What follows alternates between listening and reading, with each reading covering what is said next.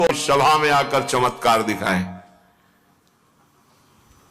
संतों ने सदैव इसलिए इन बादशाहों की आज्ञाओं का आदर किया है कि अगर नहीं जाएंगे तो कहीं ऐसा ना हो कि विपरीत भाव करके कुछ ऐसा आदेश कर दे जिससे भजन साधन करने वालों को भारी विघ्न पड़ जाए। मति है, राजमद है, कहीं उल्टा आदेश ना हो जाए, अपने लिए नहीं अपने धर्म में चलने वालों के लिए।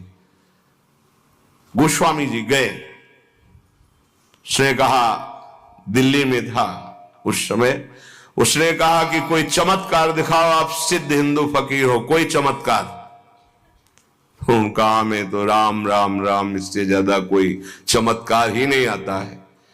फिर कहा, आप कोई चमत्कार दिखाइए, आप सिद्ध फकीर हैं तो कोई चमत्कार दिखाइए। उनका हाथ जोड़ के कहता हूं, मुझे कोई चमत्कार नहीं आता, मैं तो सिर्फ राम राम राम यही जपता हूं।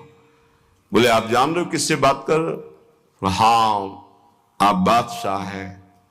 बोले, आपको दंड भी दे सकते हैं? तो बोले, दे सकते हैं, बस राम राम, इससे आगे मैं जानता ही नहीं कोई चमत्कार।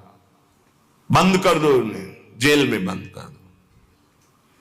वो ये परीक्षा करता था, जब सिद्ध चमत्कार कोई निकल आता था तो घुटने टेकता था, अन्यथा बादशाह तो था ही।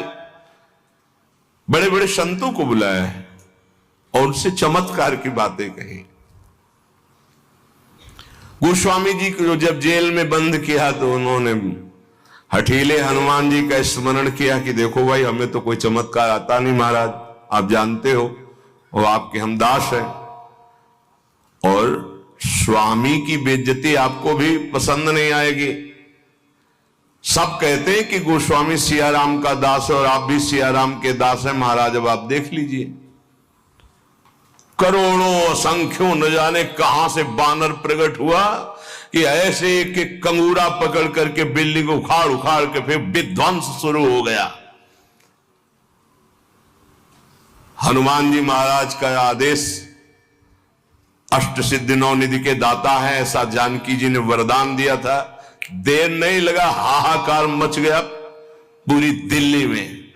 बादशाह से कहा, चमत्कार शुरू महाराज, आपके जितने भी अंगरक्षक सैनिक जो सम्महल के उठा उठा के पटक रहे हैं बानर, और न जाने कितने कंगूरे गिरा दिए हैं, बिल्डिंगें विध्वंस हो रही, मना लो महात्मा को, नहीं कुछ ही मिनट में पूरी दिल्ली को भी ध्वंस कर देंगे आपके जितने महल हैं।